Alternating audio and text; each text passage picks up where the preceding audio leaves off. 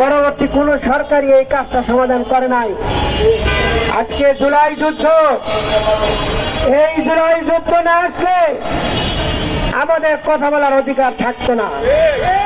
আমরা আজকে নিরিবিলি এখানে মানববন্ধন করতে পারতাম না। আমাদের লেফটেন্যান্ট কর্নেল ফেরদৌস ভাই বলছেন পুলিশের ভয় নাই, কখন গুলি করবে, কখন লাঠিচার্জ করবে সেই ভয় নাই আমাদের। এখন আমরা মুক্ত বিহঙ্গার মতো কাজ করতে পারছি। সেই জুলাই যুদ্ধ না হলে আমাদের দেশনেত্রী বেগম খালেদা জিয়ার বাড়ির সামনে যে বালু ট্রাক ছিল সেইটা কেউ সরাইতে পারে নাই। এই জুলাই যুদ্ধের পরেই আমাদের সেই নেত্রী বিদেশ গিয়ে চিকিৎসা নিয়েছেন। বর্তমানে অবশ্য তার শারীরিক অবস্থা খুবই সংকটাপন্ন।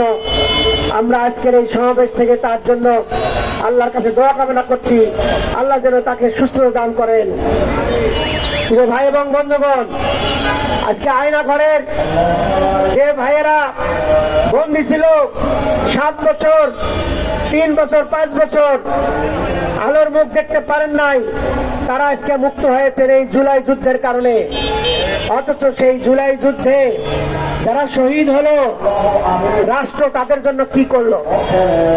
বাংলাদেশ জামায়াত ইসলামী টেকনাফ থেকে তেঁতুলিয়া পর্যন্ত, রূপসা থেকে পাথুরিয়া প্রত্যেকটি বাড়ি বাড়ি গিয়েছে, শহীদদের তালিকা তৈরি করেছে এবং 12 খণ্ডে তাদের সেই তালিকা বই আকারে প্রকাশ করা হয়েছে এবং সেই বই 4টি ভাষায় অনুবাদ করা হয়েছে। বাংলায় লেখা হয়েছে, ইংরেজিতে, আরবিতে, টার্কি ভাষায় সেটা অনুবাদ করা হয়েছে। সম্মানিত ভাই এবং বন্ধুগণ, আমরা মনে করি আজকে যারা শহীদ, 2 দিন পরে এই দেশে যারা ক্ষমতার রাজনীতি করবে তারা তাদের ভুলে যাবে।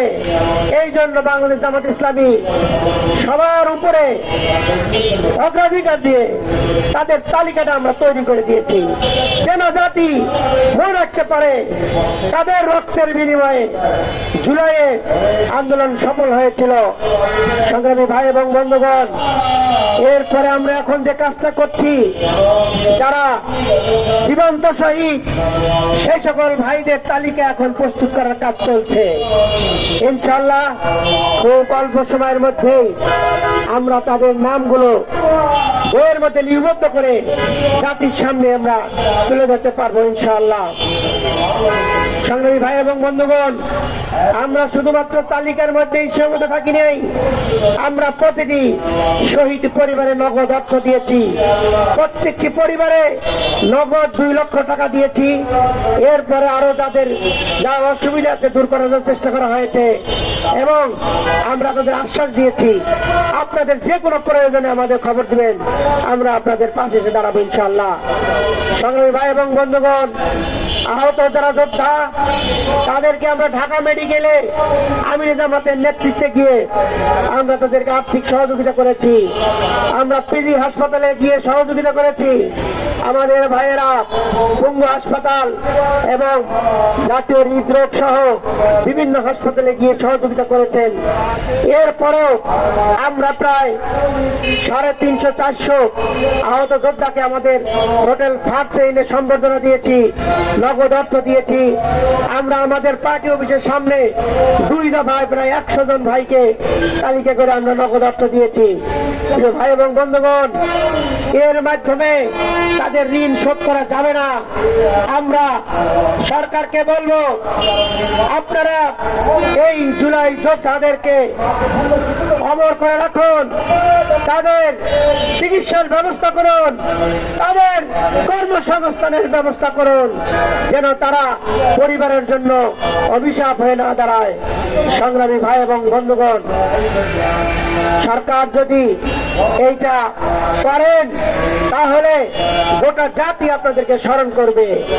আর আমরা অঙ্গীকার করছি, বাংলাদেশ জামায়াত ইসলামী যদি জনগণের ভোট আল্লাহর রহমতে ক্ষমতায় যেতে পারে, তাহলে এই জুলাই যোদ্ধাদেরকে, জুলাই শহীদ পরিবারকে সম্মানিত করা হবে ইনশাআল্লাহ, তাদের অভাবগুলো পূরণ করা হবে।